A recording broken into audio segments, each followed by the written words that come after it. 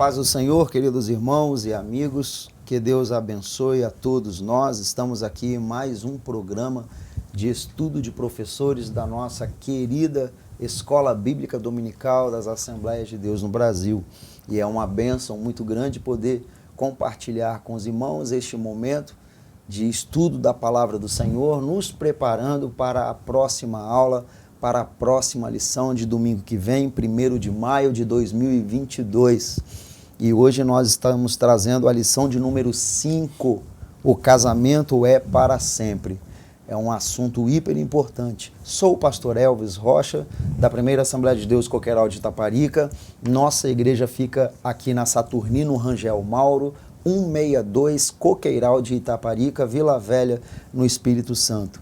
É um prazer tê-lo aqui. Desde já eu te convido a se inscrever em nosso canal, caso você ainda não esteja inscrito, a curtir este programa também, dar o seu like, para que este programa alcance outras pessoas também, levando a palavra do Senhor. E é sempre um prazer tê-lo aqui, em nome de Jesus. Pastor Mário. Saúdo a todos com a paz do Senhor, que este programa seja para você, semanalmente, necessário. Que Deus abençoe a todos.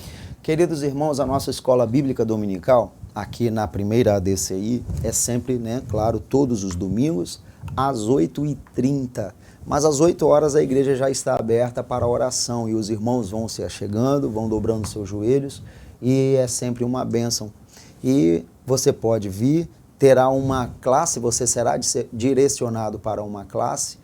Todas as classes têm uma sala de aula, isso é por idade, é por faixa etária e será uma bênção tê-lo aqui. Então, todos os domingos, às 8h30 da manhã, é a nossa Escola Bíblica Dominical. E toda segunda-feira, a partir das 9 horas da manhã, nós estamos aqui online, postando esses programas aqui para estudarmos a próxima lição. Esse programa voltado para professor, pois é um estudo da lição de adultos da revista da CPAD, que a gente está estudando os valores do reino de Deus, a relevância do Sermão do Monte para a Igreja de Cristo.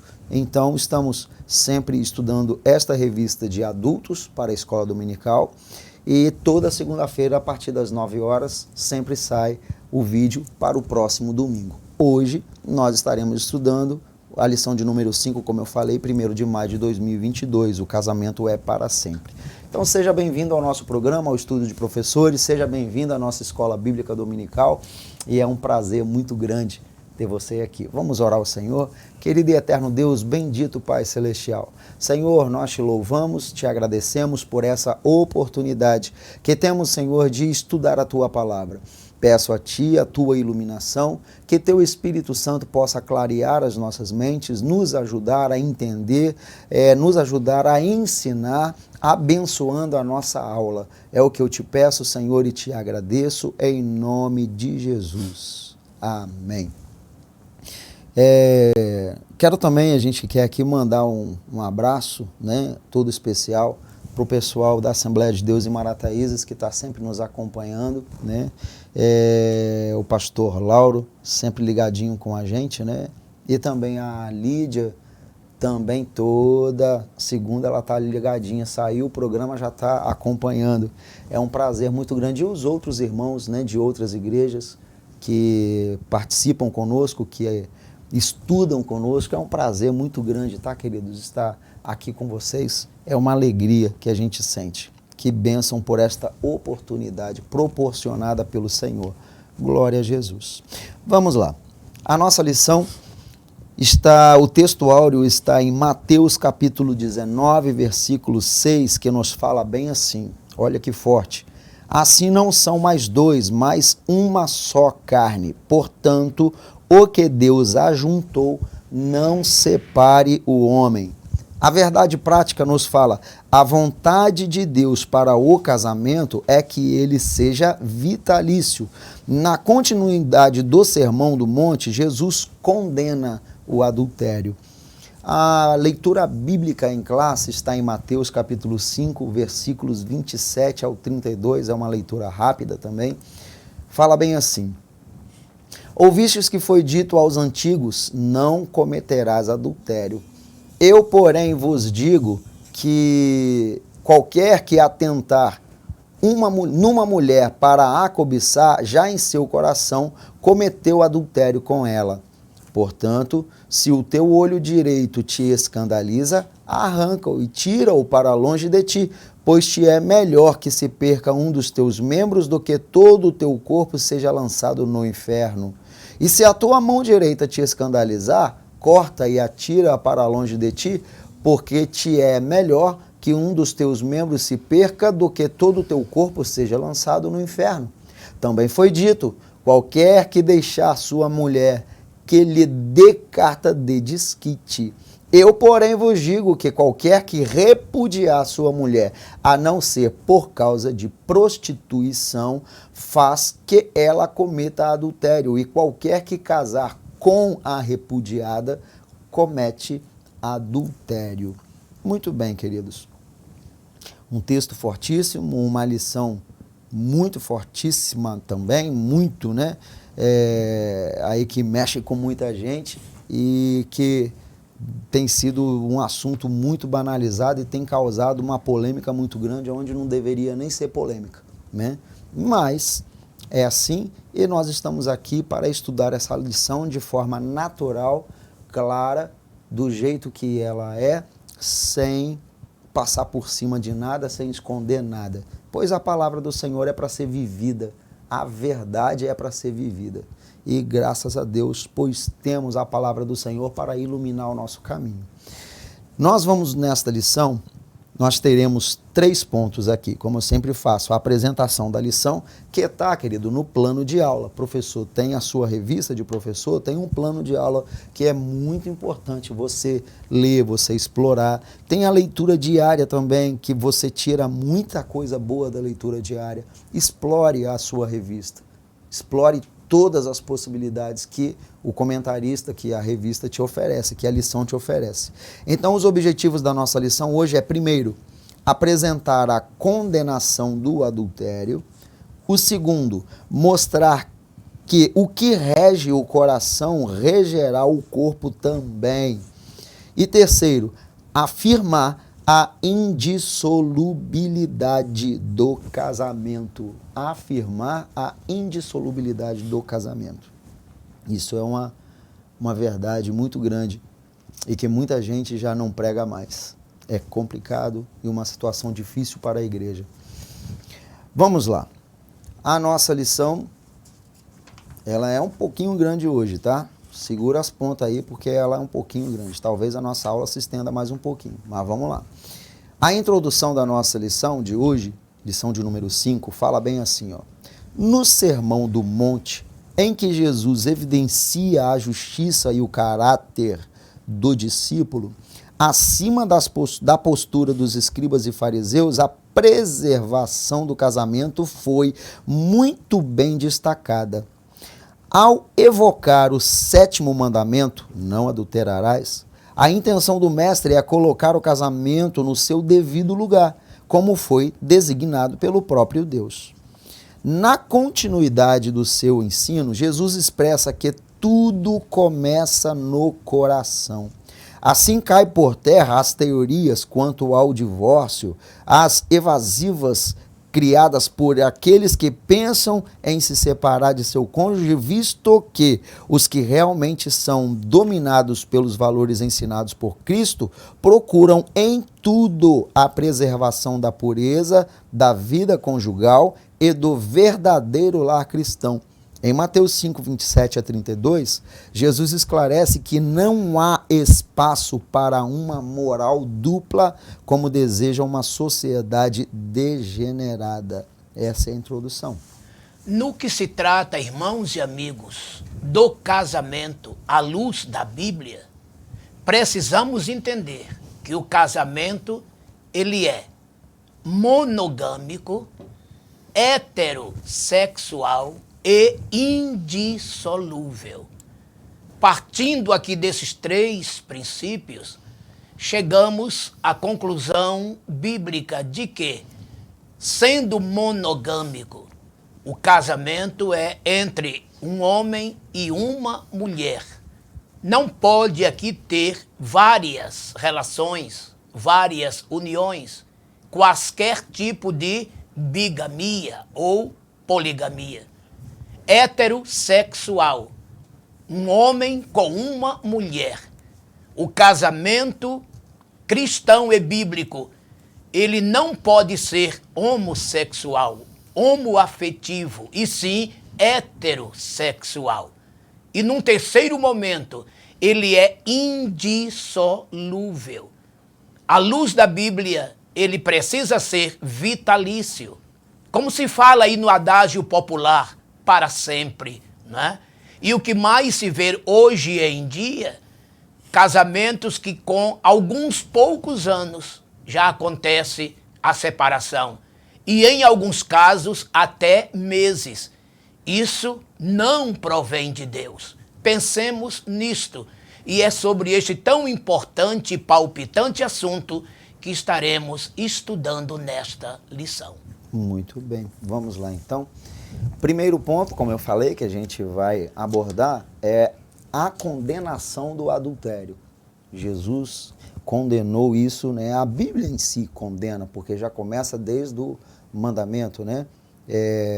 Êxodo 20:14, não adulterarás. E Jesus aqui veio reafirmando e estreitando mais ainda, né, a questão, né? Vamos lá então, a definição de adultério. No grego, temos o verbo moixelwo, que significa cometer adultério, ser um adúltero, ter relação ilícita com a mulher de outro, e da mulher, permitir adultério, ser devassa. Biblicamente, o adultério é definido como uma relação sexual que um homem casado tem com uma mulher que não é sua esposa ou vice-versa, não é a sua mulher. A idolatria era chamada figuradamente de adultério também, né? Aqui não está falando, mas aí já tocando no assunto, que adultério é de pessoa casada, só para esclarecer. E quando se trata de pessoas não casadas, o sexo, nem pessoas que não são casadas, aí é fornicação, né? É assim que a Bíblia trata. Mas então, o ato é o mesmo. O ato é o mesmo. Só a nomenclatura é que muda, né? Estado civil, solteiro e casado. O casado, exatamente. Jamais se deve pensar que as ordens divinas em relação ao adultério fossem pesadas demais. Na verdade, por meio dessas prescrições da lei, o que se colimava era preservar o casamento, a fidelidade conjugal, a família. O mandamento não adulterarás, casados, né? Para casados. Trata-se de um dique que preserva a fidelidade conjugal e a família, a célula máter da sociedade. Olha como a Bíblia preserva a família, né, pastor? Meus amados, o casamento é uma instituição divina.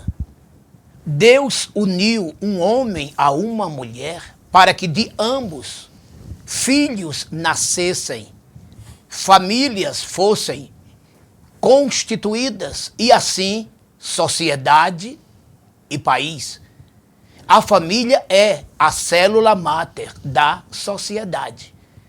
E na expressão bíblica, a clarividência é por demais. Quando no versículo 24 do capítulo 2 de Gênesis está escrito: deixará o homem, seu pai, sua mãe, e apegar-se-á a sua mulher, e serão ambos uma carne. Observem, ele não vai se apegar a uma mulher, a uma de muitas ou de várias, mas a sua. Essa sua aí está soando como única. E ambos se tornam uma carne. Veja que coisa profunda é isto aqui. O termo apegar-se-á é o mesmo que colar. É como se fosse duas bandas de uma fruta que é literalmente colado ou colada essas bandas, e essa colagem não pode haver rotura de forma alguma. Então o casamento foi instituído por Deus para permanecer até a morte de um dos cônjuges. Essa é que é a verdade. E é por isto que Deus sempre preservou tal situação e levou o seu povo a manter isto aí. E quando a coisa começa a partir para outro caminho, o que virá são problemas generalizados. Numa pesquisa norte-americana, já de muitos anos, ali se confirma que mais de 60% dos filhos que são de pais separados têm problemas de ordem psicológica. E é a pura realidade, porque imaginem um filho, uma filha ver seu pai e sua mãe se separarem e de repente ele se une a outra, ela se une a outro e aquele filho é obrigado a viver com um estranho, no caso da mãe, com uma estranha no caso do pai. Isso não traz nenhum benefício psicológico para aquela criança. Deus não se agrada disto. A Bíblia rechaça. Deus uniu duas pessoas para que elas vivessem juntas, unidas até o fim de seus dias, educando, ensinando e cuidando dos seus filhos, preparando-os para uma vida nesta terra. Pensem nisso. Vamos lá, essa foi a definição de adultério, né? Cometer adultério, ser adúltero, ter relação ilícita com a mulher de outro, né? E a mulher permitir o adultério, ser devassa, enfim. A definição dessa, vamos para a segunda. Agora, a posição de Jesus quanto ao adultério. Olha só, para Jesus, a gênese do adultério está no coração. O início desse adultério está dentro do coração, no interior. E nós temos inúmeros versículos na Bíblia falando sobre isso. Recomeçando com um olhar com um olhar cobiçoso e pensamentos impuros que levam à prática sexual ilícita, o posicionamento do mestre vai além de tudo o que no Antigo Testamento era permitido ao homem. Olha só, divorciar-se de sua mulher. Cristo vai ao crente, ao cerne da questão e fala de um coração profano e contaminado capaz de olhar cobiçosamente para uma mulher e sem motivo conceder carta de divórcio à esposa. Olha só, no seu sermão, Jesus evidencia a importância de homens e mulheres absterem-se de pensamentos impuros. Ele vai lá antes do ato.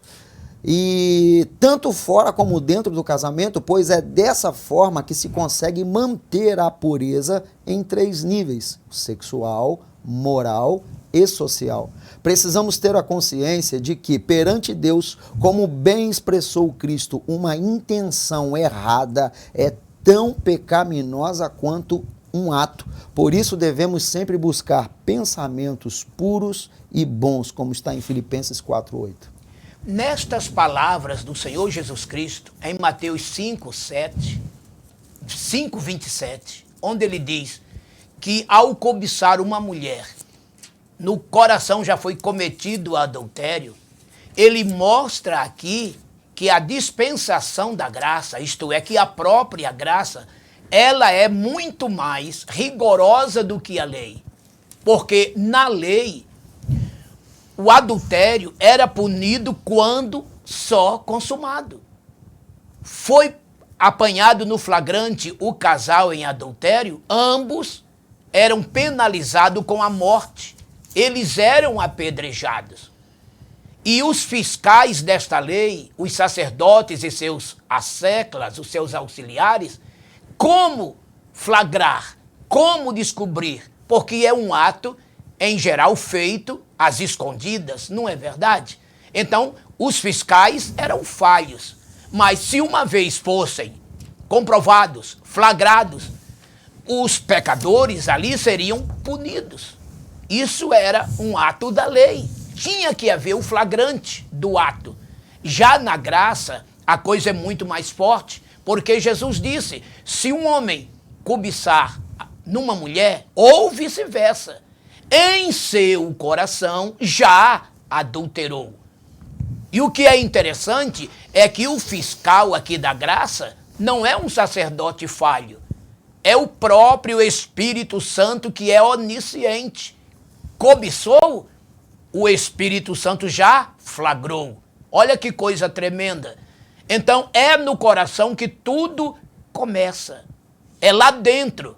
E eu gostaria, então, que você anotasse essas referências aí. Mateus, capítulo 15, versículo 19. Marcos, capítulo 7, a partir do versículo 21. Gálatas 5, de 19 a 21. E Jeremias, capítulo 17, versículo 9. Vocês verão que é do interior do coração do homem que brotam todas essas coisas, mas sempre nessas listas se começa com o quê? Com prostituição, com impureza e com lascívia. Veja que é algo tenebroso. E isso contamina não somente o corpo, como também o espírito. 2 Coríntios, capítulo 7, versículo 1. Então, nisto, meus irmãos e meus amigos, não se iludam. Porque tem muita gente dizendo por aí, não, gente, não vivemos mais na lei, estamos na graça. A graça nos fala de liberdade. Não é bem assim, ou nada disso. A graça é muito mais rigorosa do que a lei. Porque na lei era necessário o ato flagrante. Na graça basta a intenção. E como disse o comentarista, diante de Deus, a intenção é tão terrível quanto o ato em si. Pensem nisto. E tudo começa no interior, começa no coração. Daí Salomão dizer, sobretudo, o que se deve guardar.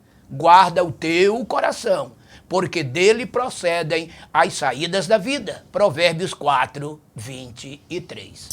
Perante Deus a intenção errada é tão pecaminosa quanto o ato. Verdade. Né? Isso verdade. aí é. E eu quero só acrescentar o que ele colocou de sugestão aqui, Filipenses 4:8, como deve estar a nossa mente, os nossos pensamentos. Olha só. É verdade. Finalmente, irmãos, tudo o que é verdadeiro, tudo o que é respeitável, tudo que é justo, tudo que é puro, tudo que é amável, olha só que mente, tudo que é de boa fama, se alguma virtude há e se algum louvor existe, seja isso o que ocupe o vosso pensamento. Glória a Deus, que coisa linda, É né? lindo demais, né?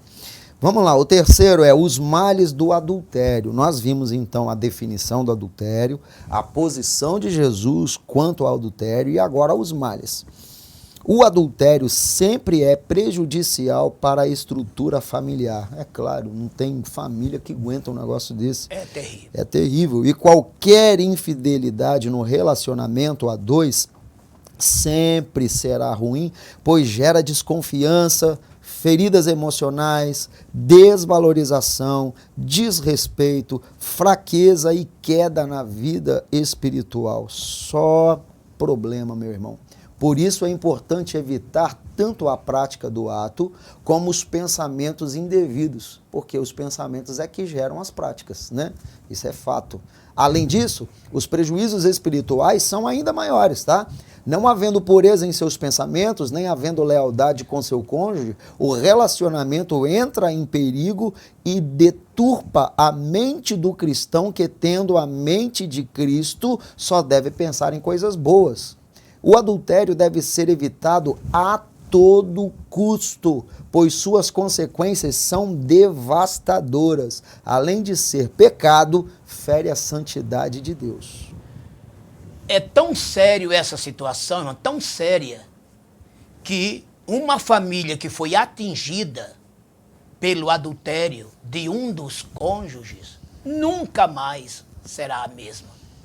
Lendo Provérbios capítulo 6, anote esse texto, viu? Provérbios 6, a partir do versículo 32.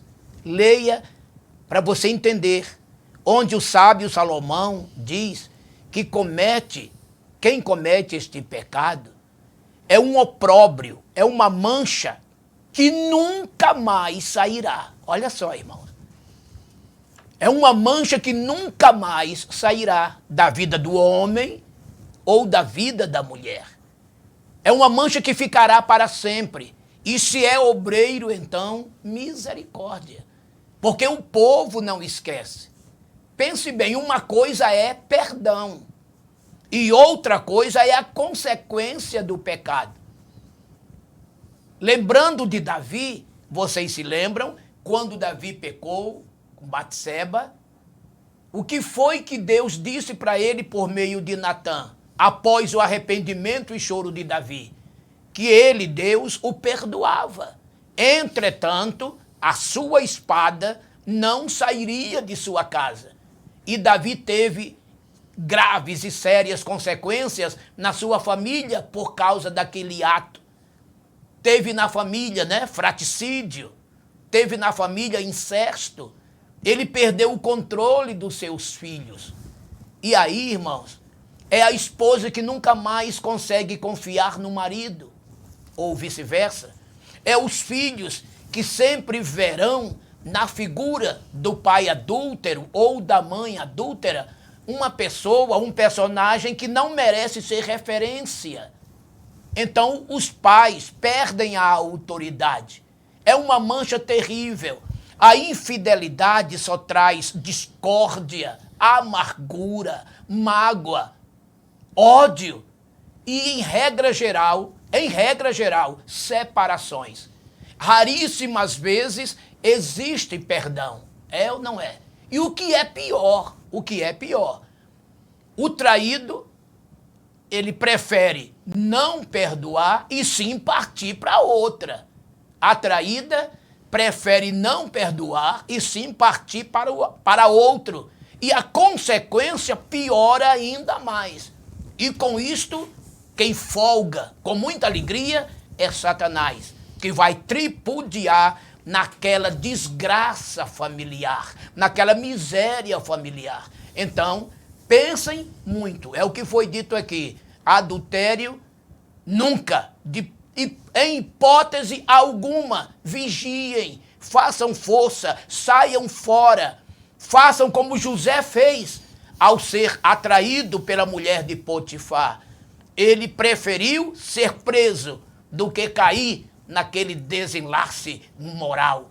E assim, muitos outros exemplos na Bíblia temos. Fuja, já dizia Paulo a Timóteo, Foge dos desejos da mocidade. Está incluído aqui os impulsos sexuais. 2 Timóteo, capítulo 2, de 22 em diante. Pensem nisto, porque adultério é uma mancha que jamais sairá da vida de quem o comete. Muito bem, queridos. Nós terminamos o primeiro ponto. Vamos para o segundo, porque o terceiro é que o negócio vai pegar fogo, que é a indissolubilidade do casamento. Aqui nós falamos do adultério, e isso não é difícil de se entender. O adultério é proibido, não é para ser praticado, pois só traz problema, só acarreta maldição e é ladeira abaixo para quem comete. Então foge. O apóstolo nos ensina, foge da aparência, meu irmão. Não é nem do mal, da aparência. O mal começou a aparecer, dá no pé, sai correndo, porque a nossa carne é fraca, como Jesus disse. Não vai aguentar, não vai suportar. Porque se não conseguir fugir da aparência, vai conseguir fugir do próprio mal? Não vai nunca. Então, dá a linha, meu irmão, sai fora. Vamos lá, segundo, agora a gente vai. O que rege o coração, olha isso, hein? Regerar o corpo, Isso é uma coisa maravilhosa. O que está no nosso coração, a gente precisa encher esse vaso de coisas boas e maravilhosas. Vamos lá. O que procede do coração? O pecado não está restrito apenas ao ato. Esse é o segundo ponto, tá, irmão? Mas também a pensamentos impuros, malignos, cuja fonte é o coração. Mateus 15:19. Do hebraico, coração, lebab, fala do homem interior, mente, vontade, alma, inteligência. Trata-se do lugar dos desejos, das emoções e paixões. No seu aspecto figurativo, o coração refere-se ao caráter moral. Um cristão que tem o coração transformado tem um viver totalmente diferente, visto que seu coração é regido pela palavra. Colossenses 3,16. O que entendemos disto aqui, amados, é que o nosso coração deve ser protegido diante de Deus. E qual é a solução? Qual é o remédio? Já dizia o salmista no Salmo 119, versículo 11: escondi tua palavra no meu coração, para eu não pecar contra ti. Então a palavra de Deus é esse escudo. Uma vez instalada esta palavra no coração, ela é protetora deste coração e, consequentemente, de toda a vida. No Salmos 66, versículo 18, olha o que diz o salmista: se eu atender a iniquidade no meu coração, o Senhor não me ouvirá. Veja como isto é sério. O teu coração está cheio de quê? Do quê? Já dizia o profeta Isaías no capítulo 55, deixe o ímpio o seu caminho e o homem maligno os seus pensamentos. Quando, mesmo sendo um crente, ele começa a dar vazão aos maus pensamentos em seu coração, ele vai se tornar um homem maligno, uma mulher maligna. E o fim não será bom, porque esses pensamentos ruins virarão em prática o ato corporal. Porque o corpo, ele só executa aquilo que se projeta na alma. Tanto isto é verdade que em Ezequiel capítulo 18, versículo 4, olha o que diz o Senhor Jeová: todas as almas são minhas, tanto as dos pais quanto as dos filhos. Mas olha como ele conclui o texto: a alma que pecar, essa morrerá. Então veja que, conforme disse muito bem o comentarista aqui, é no coração, é nesse centro da emoção, é na alma que se projeta as emoções, os pensamentos e leva o corpo a executar. O corpo é só um mero executador daquilo que a alma projetou. Então proteja o seu coração. Volta a Provérbios 4, 23, né? Guarde o seu coração, proteja, que o teu coração seja um depósito de pensamentos limpos, puros, diante de Deus e não malignos. Pense nisso. Para corroborar com tudo que a gente está vendo aqui, né, que a gente vai falar o que procede do coração, né? O homem é o que pensa, sujeitando o corpo ao Espírito Santo. Nós temos algumas referências muito importantes que você pode enriquecer sua aula e para o nosso conhecimento, né? Colossenses, no caso 3,16, olha como que nos fala aqui: habite ricamente, abundantemente em vós a palavra de Cristo, instruí-vos, aconselhai-vos mutuamente em toda a sabedoria, louvando a Deus com salmos, hinos e cânticos espirituais, com gratidão em vossos corações. Aleluia. Não só isso. Aí eu puxo o Efésios, capítulo 5, a partir do 18, texto muito conhecido, que foi até tema também da nossa festa: e não vos embriagueis com vinho no qual há dissolução ou contenda, mas enchei-vos do Espírito, fazendo o quê? Falando entre vós com salmos, entoando, louvando de coração ao Senhor, com hinos e cânticos espirituais, dando sempre graças por tudo a nosso Deus e Pai, em nome de nosso Senhor Jesus Cristo.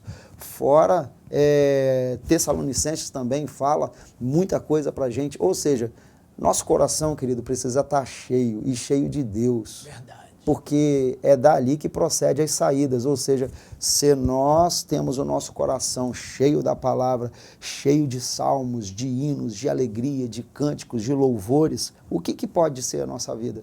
Não vai dar em outra coisa, é uma vida em santidade, é uma vida ligada no Senhor. Aleluia. Né? Agora, um coração complicado, um coração amargurado, um coração... tem aqui também, eu não lembro se vai ser, em Efésios 5 também, eu acho que é o versículo 11, que fala assim, ó: não sejais cúmplices, é isso mesmo, nas obras infrutíferas. Ou seja, ele fala, tem uma outra versão que fala assim: não vos comuniqueis com as obras infrutíferas da terra, das trevas, Antes, porém, reprovai-as, ou seja, não participa dessas coisas. Essas coisas que a gente Chega vê... assim, condenai-as. Condenai-as, entendeu? É o que a gente coloca no nosso coração.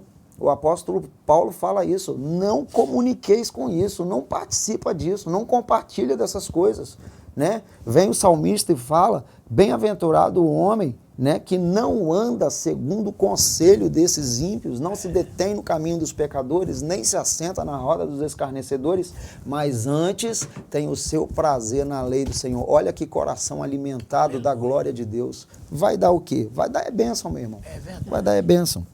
Glória a Jesus. O homem é o que pensa. Vamos lá, segundo ponto. É sabido por todos que o homem é o que ele pensa ou sente. Os pensamentos e ideias que estão no seu homem interior são os motores que colocam em ação todo o seu corpo, são determinantes para a sua conduta. Desse modo, o homem colherá aquilo que semear. Gálatas 6:7. O que semeia o pensamento da cobiça, desejando outra mulher, não demorará para que concretize isso na prática. A cobiça é algo que começa no coração. É como uma pequena semente plantada que vai gerar o fruto do pecado. Cada um é engodado por sua própria cobiça, a qual dará luz ao pecado, que sendo consumado, o pecado consumado leva à morte. Tiago 1, 14 e 15. O Senhor Jesus falou que aquilo que rege o coração se evidenciará no viver diário de uma pessoa por meio de seus atos. Mateus 15, 19 e Lucas 6, 45. O que foi muito bem explicado por Paulo quando chamou de obras da carne as ações produzidas por um coração pecaminoso. Gálatas 5, de 19 até o 21. Uma lista enorme aí, tá bom? Ninguém está isento de tentações, mas é preciso revestir-se do novo homem interior produzido por Cristo para jamais cometer os atos pecaminosos por meio do corpo. A saída é pedir para Jesus fazer a transformação e nos dar um novo coração. E acrescentando a esta lista aqui, até já citei aqui, Marcos 7, 21 em diante, onde Jesus nos revela que é do interior do coração do homem que procedem todas estas coisas loucas que levam o ser humano à morte eterna. E Paulo, escrevendo aos Gálatas, também já foi citado aqui, ele disse, não erreis. Deus não se deixa escarnecer. O que o homem semear, isto também ceifará. O que semeia na carne, na cobiça, da carne ceifará a corrupção, a condenação. Mas o que semeia no Espírito, do Espírito, ceifará a vida eterna. É preciso, então, ter uma vida voltada para Deus e pautada à luz da palavra do Senhor nosso Deus. Não brinquem com estas coisas, meu irmão, minha irmã, meu amigo, porque olha o que Jesus disse, vigiai e orai para que não entreis em tentação, porque, na verdade, o espírito está pronto, mas a carne é fraca. Mateus 26, 41. Não existe nenhuma carne forte no mundo. Não pense que uma posição social, econômica, financeira, religiosa dá ao homem a condição dele se autoequilibrar. Pelo contrário, quanto mais alta for a sua função, mais perigosa é a sua queda. O laço está armado por todos os lados. Sabem por quê? Porque quanto mais fama, quanto mais poder, quanto mais dinheiro, mais atração existe do outro lado, querendo alguma benesse, algum benefício. Então tome cuidado. Mas o pecado que alcança o palácio, ele chega na choupana do camponês. O palácio não, o pecado não tem cor de pele, não vê cor de pele. Ele alcança a pele negra, vermelha, amarela, miscigenada, ariana, não importa. Pecado é pecado em qualquer parte do mundo e em qualquer camada social. Então precisamos estar limpos diante de Deus. Olha o que Jesus disse no Sermão do Monte. Aliás, o sermão que estamos estudando aqui durante esse trimestre. Mateus capítulo 5, versículo 8. Bem-aventurados os limpos de coração, porque eles verão a Deus. Quem quer ver Deus, mantenha seu coração limpo. Porque ainda, amados, não é manifestado o que havemos de ser. Mas quando ele se manifestar, seremos semelhantes a ele. E como ele é, o veremos. E todo que tem essa esperança, purifica-se a si mesmo, limpe-se a si mesmo, como ele também é puro. 1 João 3, versículos de 1 a 3. Então, coração limpo é porta aberta para o céu. Coração sujo é porta aberta para o inferno. Eis aí a palavra. Aí vem uma questão aqui que o comentarista já corrobora mais ainda, sujeitando o corpo ao Espírito Santo. De que forma? E vem falando do coração. A gente precisa encher o nosso coração das coisas de Deus. Precisamos olhar para as coisas que são de cima, não nas coisas terrenas. Verdade. Porque senão a gente não vai conseguir. O caminho para que o cristão possa dominar bem o corpo é viver na dependência do Espírito Santo. Gálatas 5,16. Jesus fez o uso de figuras de linguagem e de modo hiperbólico para mostrar como se deve fazer para vencer os instintos sexuais. Olha, ao sugerir, se o teu olho direito te escandalizar, arranca-o e atira fora para longe de ti. Está em Mateus 5,29, na primeira parte. Cristo não tinha a intenção de incitar alguém a praticar mutilação dos membros do corpo, de forma nenhuma. O uso aqui é totalmente metafórico, dando ênfase de como o cristão pode crucificar a carne com suas paixões e sujeitar o seu corpo ao espírito para que não seja instrumento do pecado. Jesus não estava falando de cortar algum membro do corpo, pois nada disso valeria enquanto o coração ainda estivesse cheio de pecado. Um coração transformado pelo poder de Cristo, mostrará atitudes de sacrifício que visam glorificar a Deus. E aqui eu vou além disso.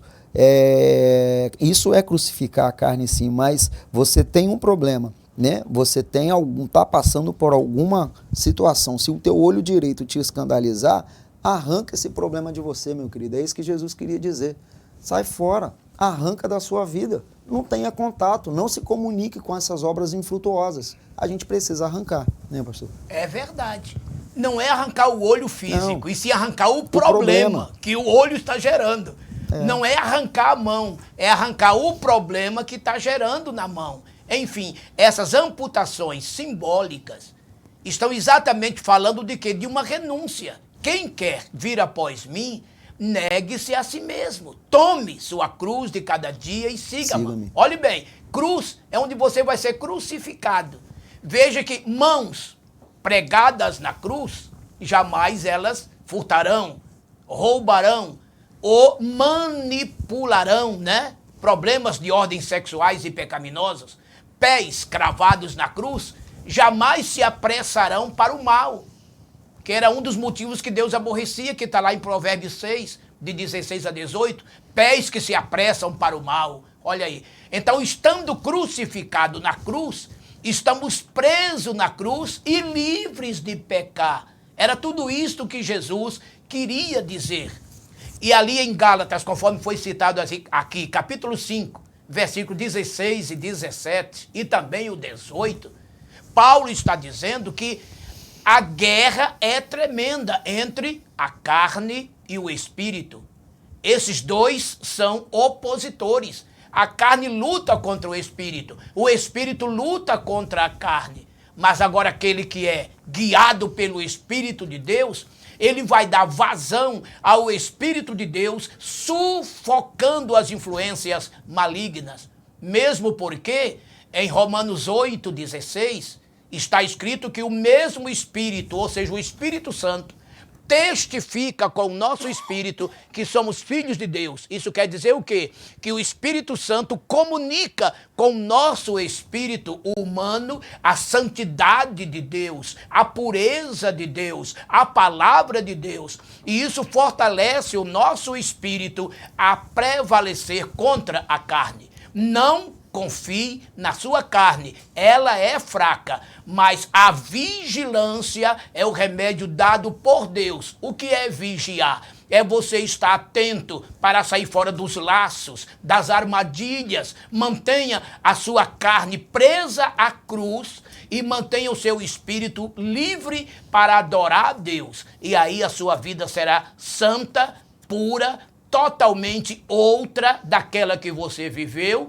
porque agora você se torna uma nova criatura. As coisas velhas se passaram, eis que tudo se faz novo. 2 Coríntios 5,17. E aquele que está em Cristo, saiba, nova criatura é. Já não pesa mais sobre ele nenhuma condenação. Por quê? Porque ele não anda mais segundo a carne, e sim segundo o Espírito. Romanos 8:1. Então é maravilhoso alimentar o Espírito e estar na presença de Deus. Daí a gente tira que é possível vencer.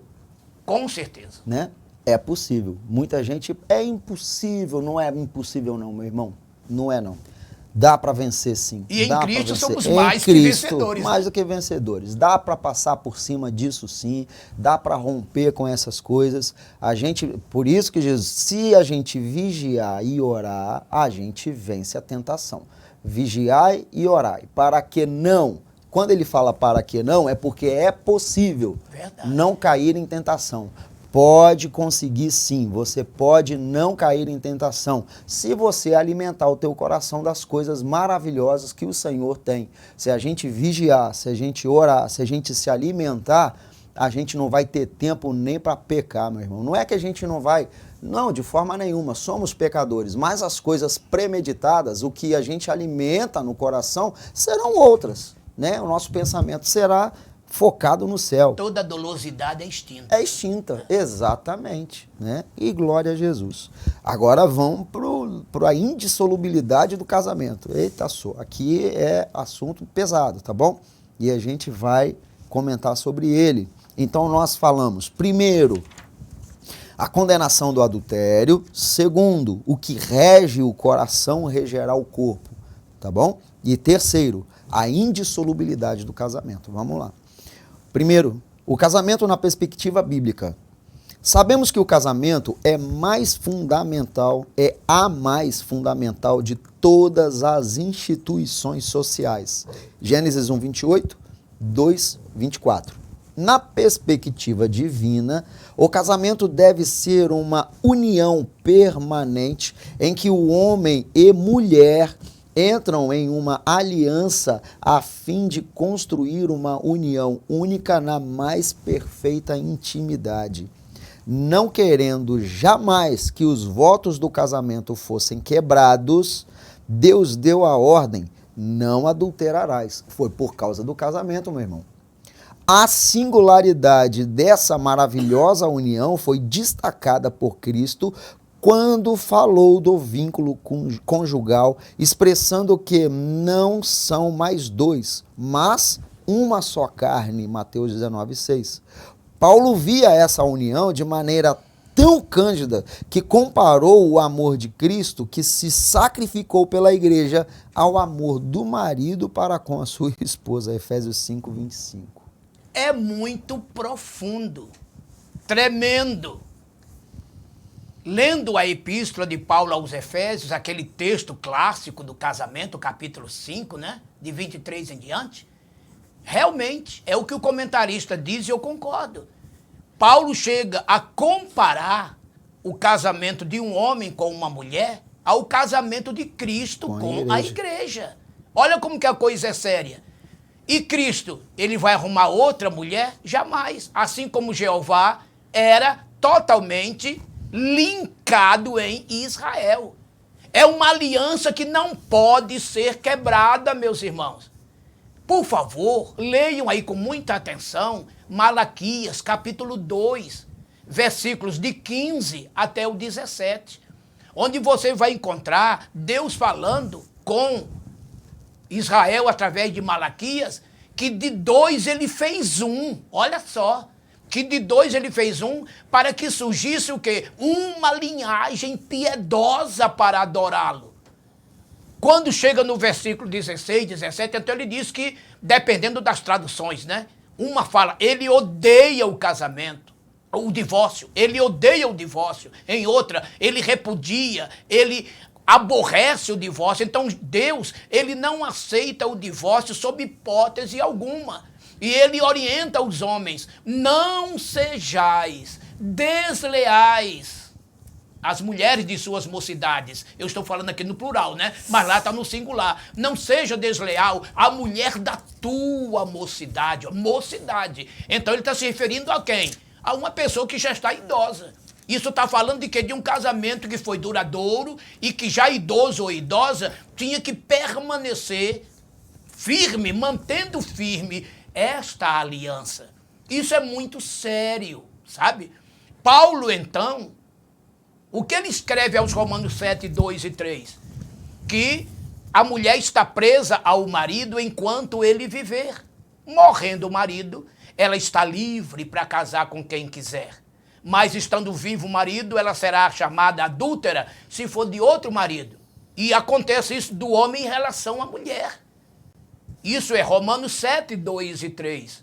Em 1 Coríntios 7, 10 e 11, volta Paulo a dizer, se a mulher quiser se apartar do marido, se aparte. A Bíblia não vai ser contra. Mas olha o que continua. Fique, porém, sem casar. Do contrário, reconcilie com o seu marido. E o marido não deixa a sua mulher. E o que é interessante é que ele inicia dizendo, aos casados mando, não eu, mas o Senhor. E Jesus falando em Marcos 10, 10, sobre o divórcio, ele conclui a fala dizendo, o homem que deixar a sua mulher e casar com outra, comete adultério. Quem casar com a repudiada, também comete adultério. E essa mesma expressão, de igual modo, Jesus fala em Lucas, capítulo 16, versículo 18. Então não encontramos brecha no Novo Testamento para esta ruptura, sabe? Isso é muito sério. Casamento é para sempre, ele é indissolúvel, ele é monogâmico e temos que lutar por isso, irmãos. E o que se vê hoje em dia é uma banalização terrível. Pessoas que já estão casadas aí 3, 4, 5 vezes e a coisa acontece. Há um ser lá nos Estados Unidos que se diz pastor, que já se casou 28 vezes e diz que ainda não achou a mulher ideal. Isso é para vocês entenderem a que ponto chegamos. O pecado é dessa forma, sabe? É por isso que tem que se ter um freio. Tomemos cuidado, porque o casamento é indissolúvel, ele é vitalício.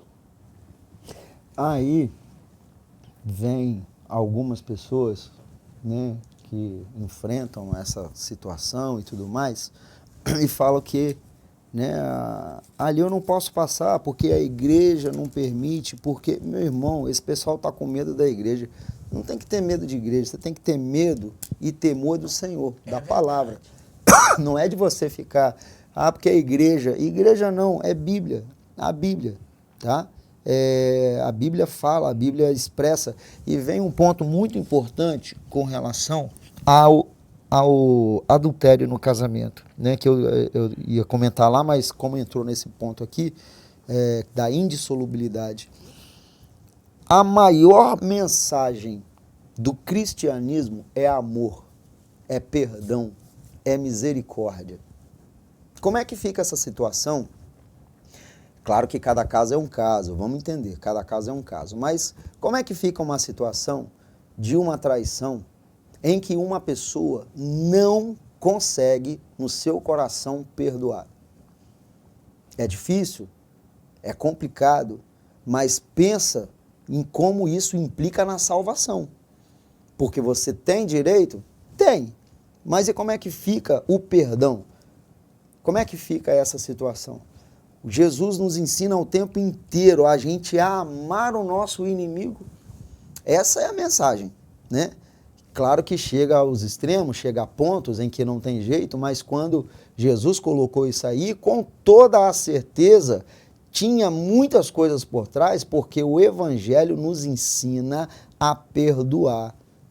E aí vem a grande questão do casamento. Precisa ter perdão também dentro do casamento. Precisa nas questões, senão a gente não anda, gente. Senão a gente nem sobrevive, a gente não fica de pé.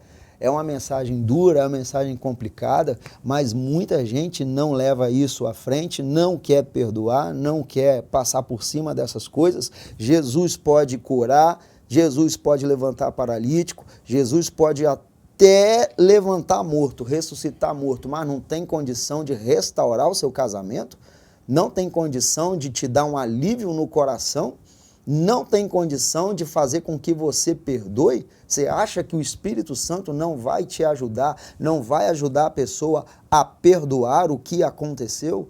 Isso é dureza de coração. Pode ter certeza que é dureza de coração também. Foi isso que Deus disse. Foi isso que Jesus falou. Divórcio é dado pela dureza do coração. E um outro detalhe, Exato. pastor Neves, outro detalhe também é que essa falta de perdão no casamento é uma imposição feita pela cultura machista. Exatamente. Que o mundo tem, porque note bem, por aí afora é comum, principalmente lá no Oriente Médio, um homem ter várias mulheres. Entretanto, uma mulher não pode ter vários homens. É muito comum aqui no Brasil, homem trair a mulher muitas vezes. E quantos que tem até família fora e a mulher, por ser dependente financeira dele, e assim era, ela era obrigada a se submeter a essa situação. Agora, longe dela se ela arrumasse um outro cidadão. Quando inverte é diferente. Quando inverte é diferente. Ora, a mulher tem que perdoar esse cidadão sempre e ele não consegue perdoar. Isso é machismo, não é? Isso é machismo. Então, quando Cristo entra, o adultério é um pecado grave, mas é como um outro qualquer. Se os outros pecados são perdoáveis, por que é que o adultério também não pode ser? Se houve uma traição, ore a Deus, peça a Deus graça e que haja no coração misericórdia para perdoar e restaure o seu casamento, porque Deus é poderoso para restaurar. E machismo fora, perdão dentro. E um coração cheio da graça e da glória de Jesus é coração perdoador, tá? Não é coração endurecido, não. Então o assunto é muito mais profundo do que a gente pensa.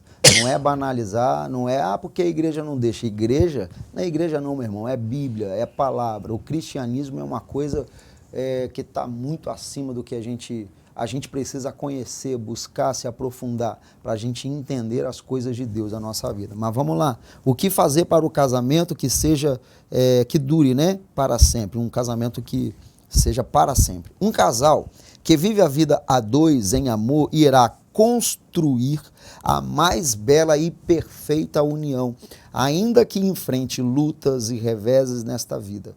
O casamento deve ser construído com base em respeito, amizade, bom tratamento, carinho, dignidade, entre outras coisas. Como bem disse o apóstolo Pedro, em primeira carta, né, de Pedro, no capítulo 3, versículo 7, é muito conhecido, mas eu queria ler isso aqui. Olha só, maridos, vós igualmente vivei a vida comum no lar, com discernimento e tendo consideração para com a vossa mulher como parte mais frágil. Tratai-a com dignidade, por isso que sois juntamente herdeiros da mesma graça de vida, para que não se interrompam as vossas orações. Olha como deve ser o relacionamento. É muito sério. Muito sério. Se tudo isso estiver presente no casamento, ele será para sempre, meu irmão. Será assim.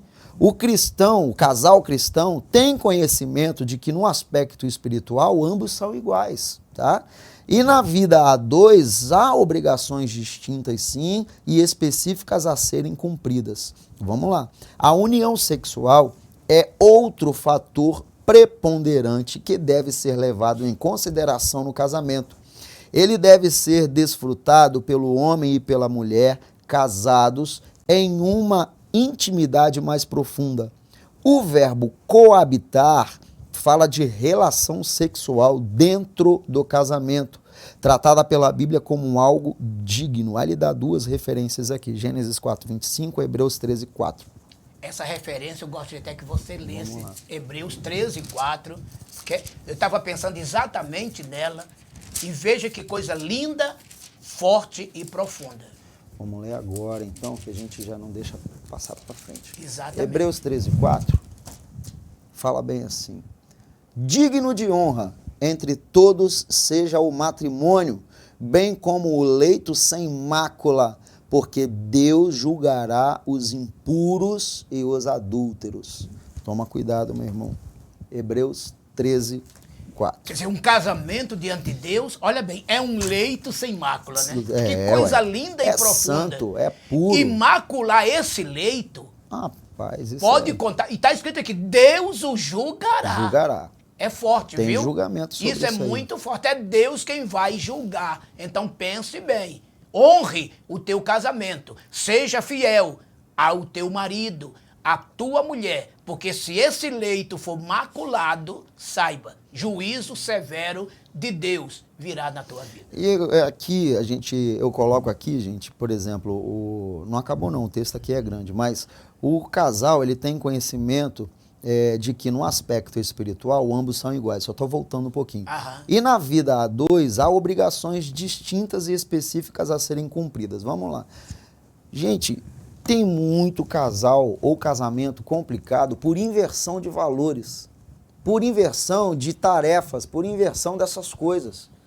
O cara termina assumindo coisas que seria para a mulher estar fazendo e a mulher termina assumindo papéis que o homem não está fazendo. Há uma sobrecarga no casamento. Há uma coisa invertida em que o casamento não vai aguentar, ele vai entrar em problema muito sério.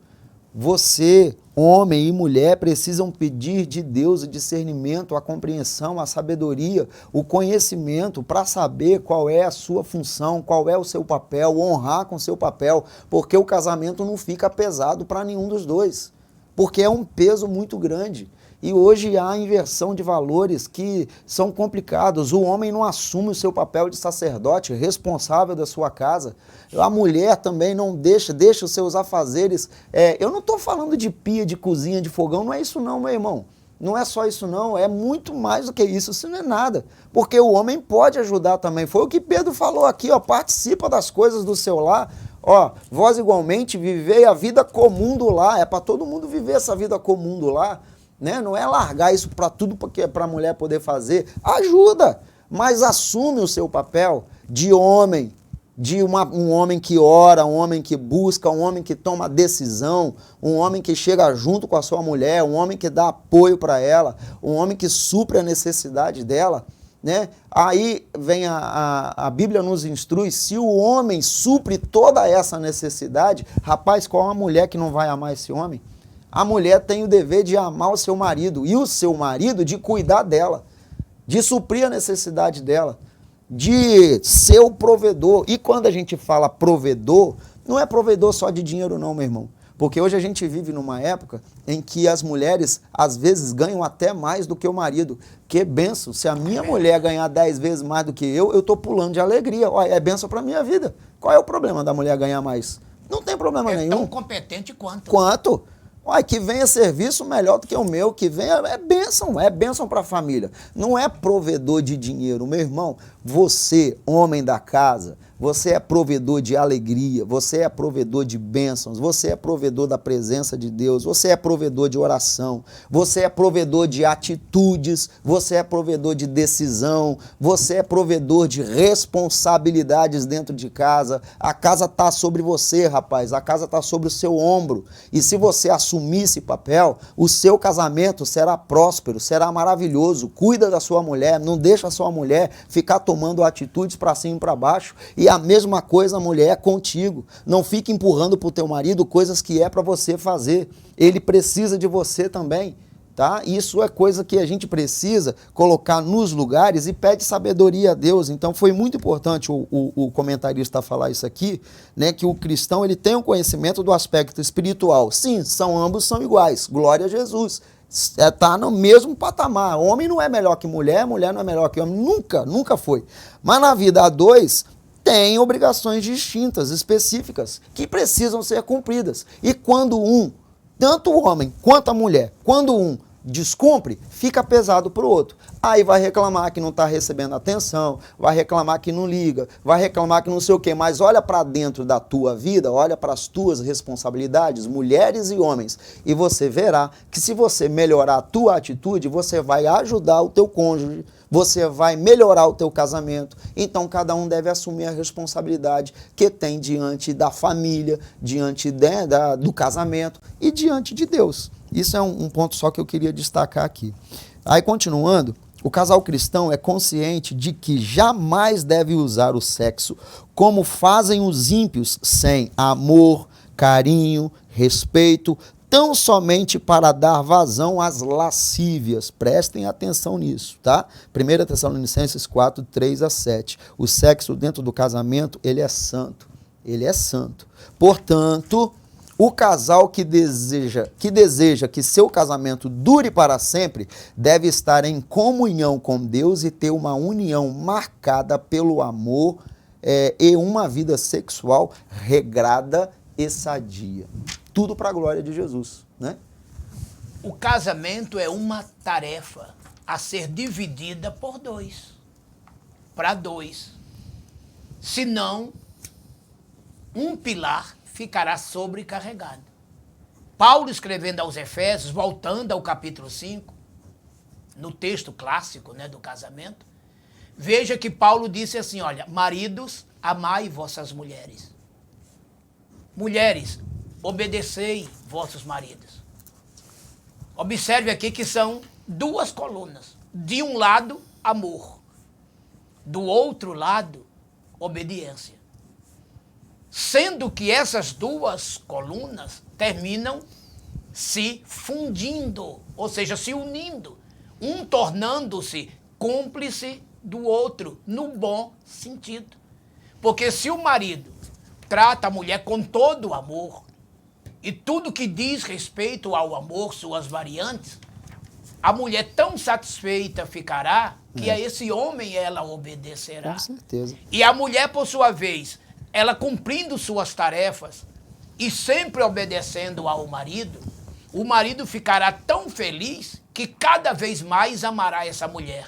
Moral da história, vai terminar o marido amando a mulher obedecendo ao marido, depois o marido obedecendo a mulher amando o marido, e essa mistura santa leva o casamento para frente e para cima. Porque você pode ver quantas vezes, quando a mulher pede para o marido fazer uma coisa, se tudo está dentro, né, daquela coisa boa do casamento, o marido atende ou não atende a ela? Faz com todo o prazer. O que é isso? Ele está obedecendo a ela. Com certeza. Ela pediu para ele fazer, que é um pedido que virou o quê? Uma ordem para ele. Porque ele vai fazer com todo o prazer.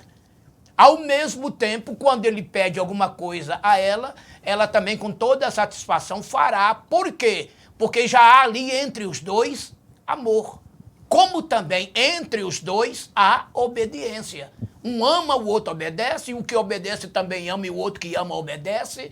E assim, esta cumplicidade matrimonial santa leva o casamento para frente. Agora, tudo isso, irmão, tem que ter o quê? Presença de Deus.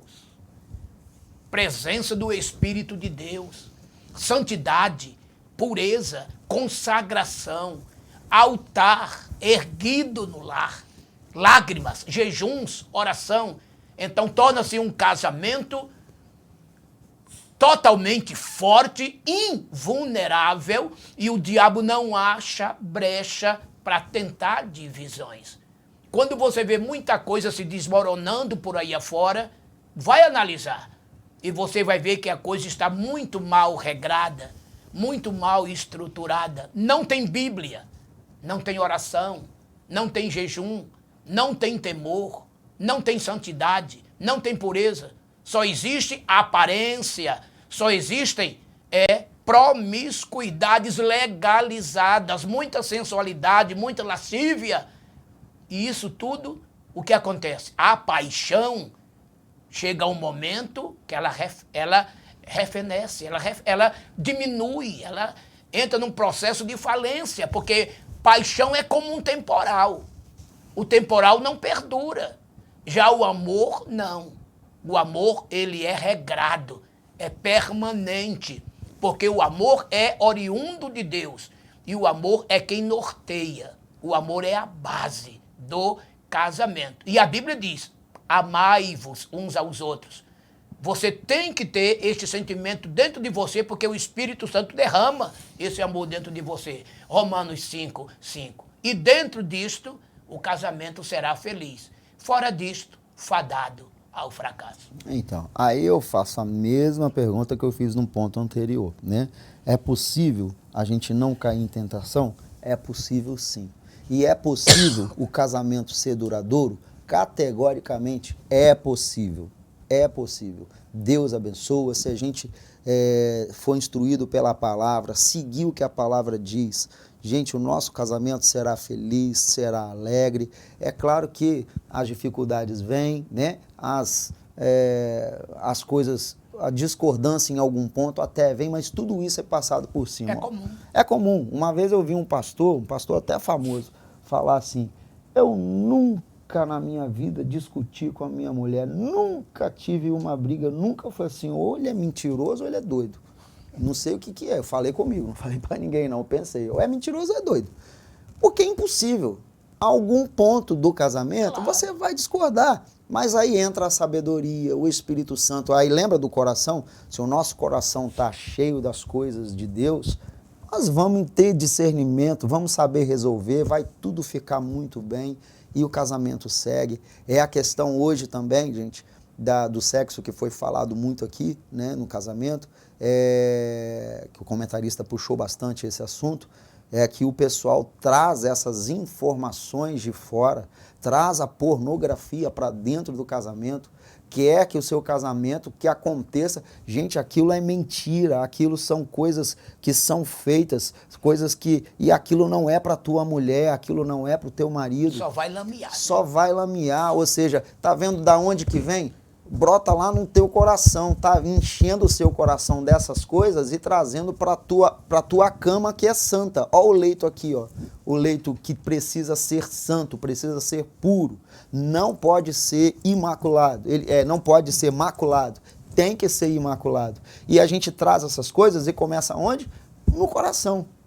Então arranca isso, seu casamento vai ser maravilhoso. Se Deus estiver no casamento, o casamento estará seguro. Com certeza. Tem jeito sim. Casamento duradouro, o casamento, né, que Jesus nos abençoou, fizemos o propósito, fizemos um voto com o Senhor. Você não acha na Bíblia Deus quebrando voto com ninguém, muito pelo contrário. Teve uma situação que Israel passou, que fizeram um voto, que Josué entrou nesse negócio, o troço pegou lá na frente. Salomão quebrou voto, Davi teve que desfazer, Davi teve que entregar uns filhos de Salomão para o negócio reverter, porque a praga desceu sobre Israel, por causa de aliança quebrada. Foi Saul. Sim, Saul, ele descumpriu, mas quem teve que consertar foi Davi. Davi. É que você citou Salomão, né? Ah, não, desculpa, Saul.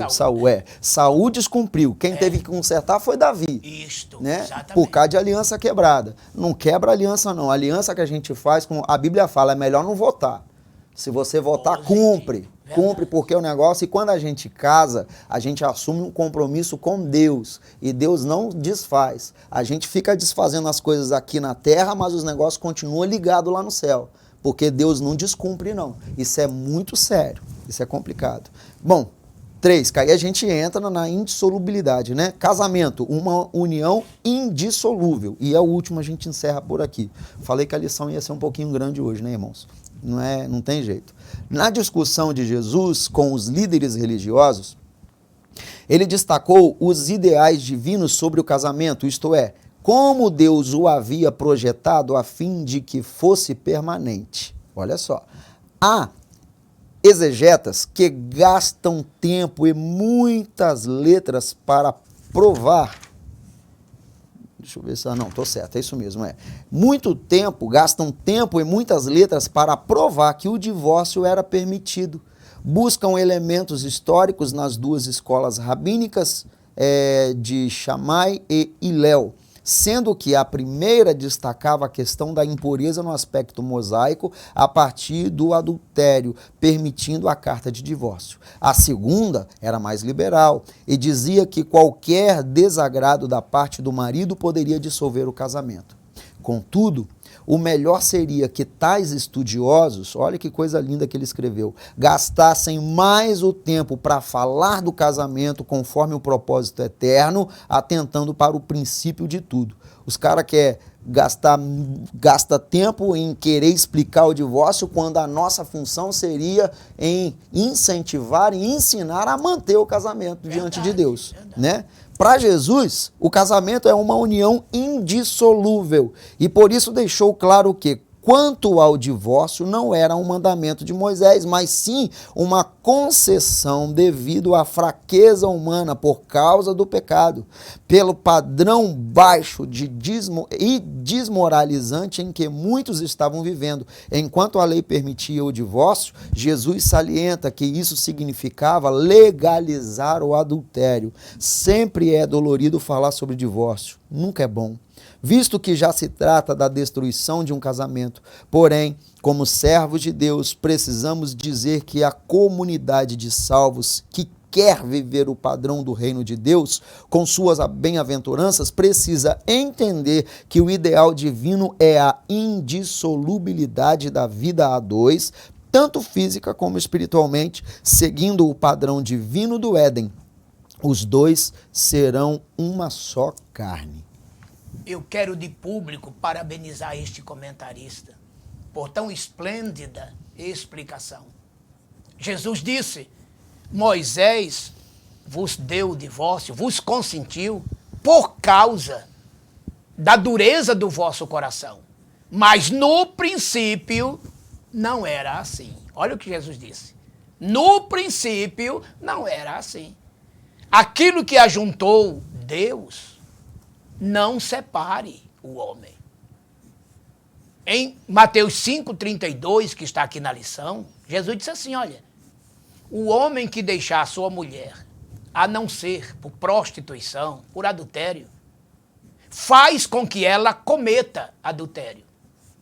E quem casar com a repudiada, também comete adultério.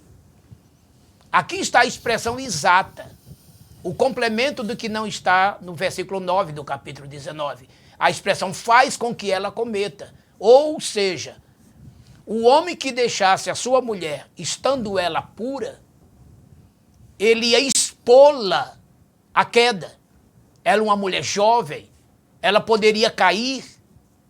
E ele, o marido que deixou a mulher dessa forma, ela pura, ele seria responsável pelo pecado dela, como também pelo pecado do outro que com ela caísse. Era isso que Jesus queria dizer.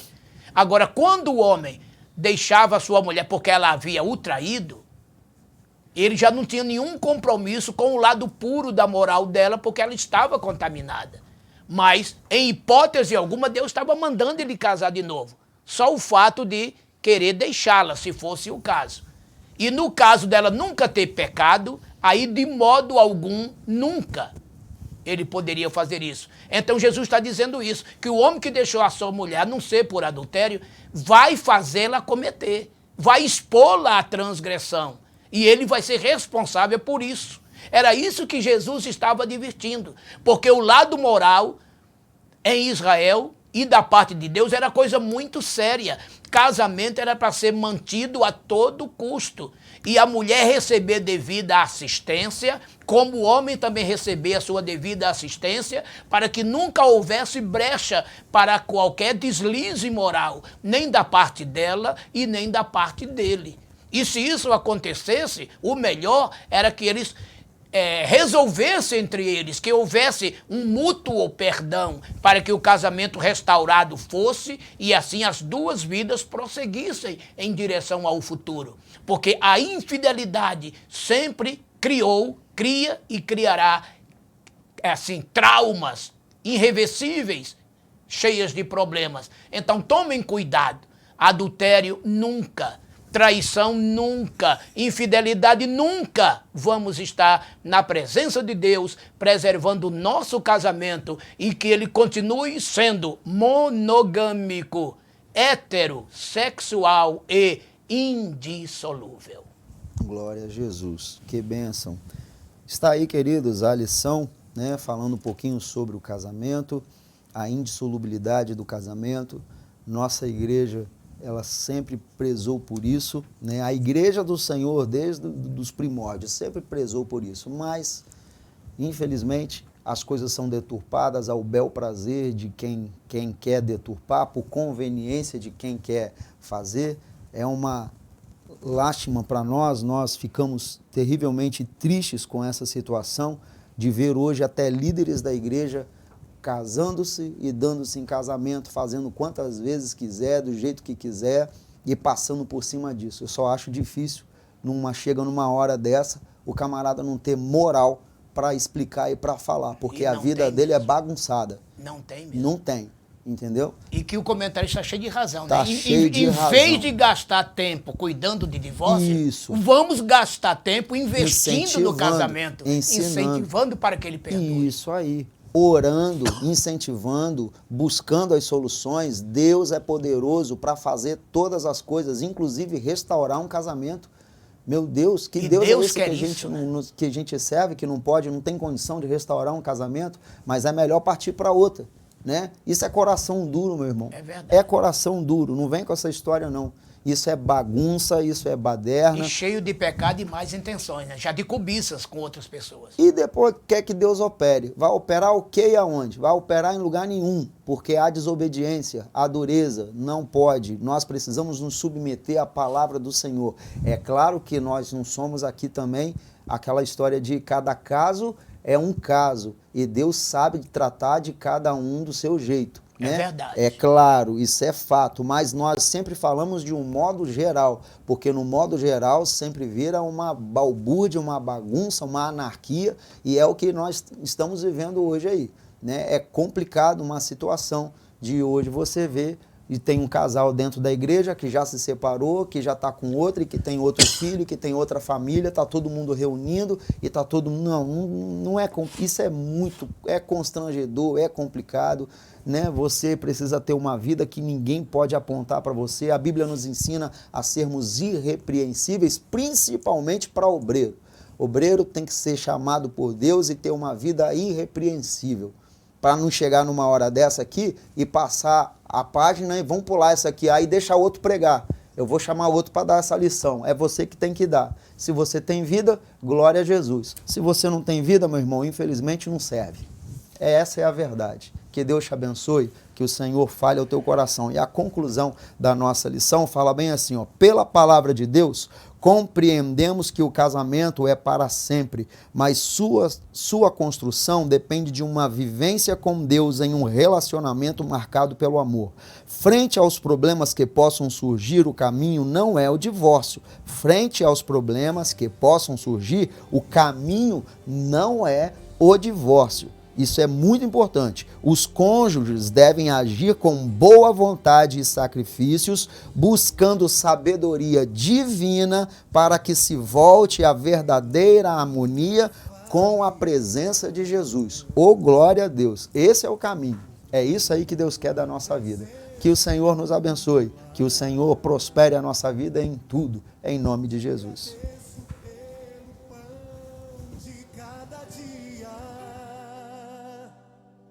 O Senhor nunca deixou faltar. Te agradeço pela nossa harmonia.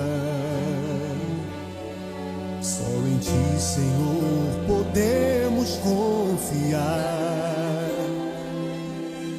Já te agradeço pelas Tuas maravilhas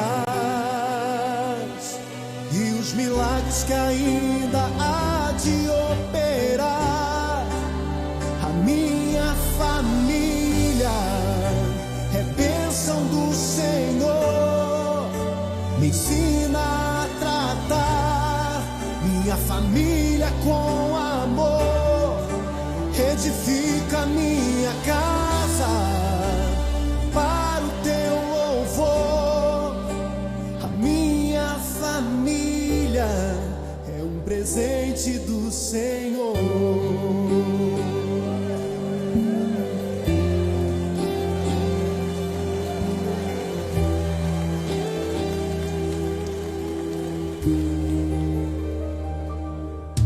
Te agradeço pela minha família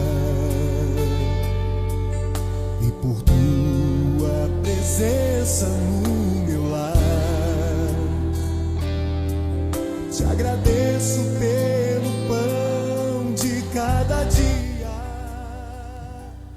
Querido e eterno Deus, bendito Pai Celestial, Senhor, nós te agradecemos por essa lição maravilhosa. E eu peço a Ti, em nome de Jesus, que Teu Espírito Santo ilumine cada professor no próximo domingo. Deus abençoe a nossa escola dominical. Tenha misericórdia de nós. Nos ajude, Senhor, a levar esta palavra, a palavra da verdade, a palavra do Evangelho, com sabedoria e cheios do Espírito Santo. Que a nossa aula seja iluminada por Ti, que a Tua glória esteja conosco e que vidas, Senhor, possam ser transformadas e edificadas ao abrir de nossa boca. Toma cada aluno nas Tuas mãos, cada professor nas Tuas mãos, toda a liderança da escola dominical. Abençoe este departamento tão importante para a nossa igreja. Que o Senhor nos ajude, que o Senhor nos abençoe hoje e sempre, em nome de Jesus. Amém. E queridos, nós esperamos você na próxima segunda-feira, às 9 horas da manhã, a partir das 9 horas, com a nova lição. Nós estaremos estudando para a lição que vem, que é a lição de número 6, que será ministrada no dia 8 de maio, expressando palavras honestas. Será uma bênção também, da mesma forma que foi hoje. Seja bem-vindo, que Deus te abençoe, em nome de Jesus. Pastor Mário, bênção apostólica. Que o indestrutível amor ágape de Jeová, nosso querido Deus e Pai, que a inefável graça de nosso Senhor Jesus Cristo, o nosso querido Deus Filho, e a divina comunhão do Paracleto Deus Espírito Santo venham repousar sobre esta linda noiva do Cordeiro, denominada Igreja, por toda a terra espalhada, e que ama e aguarda a vinda do seu noivo Jesus Cristo, hoje e sempre. Amém. A minha família é um presente do Senhor.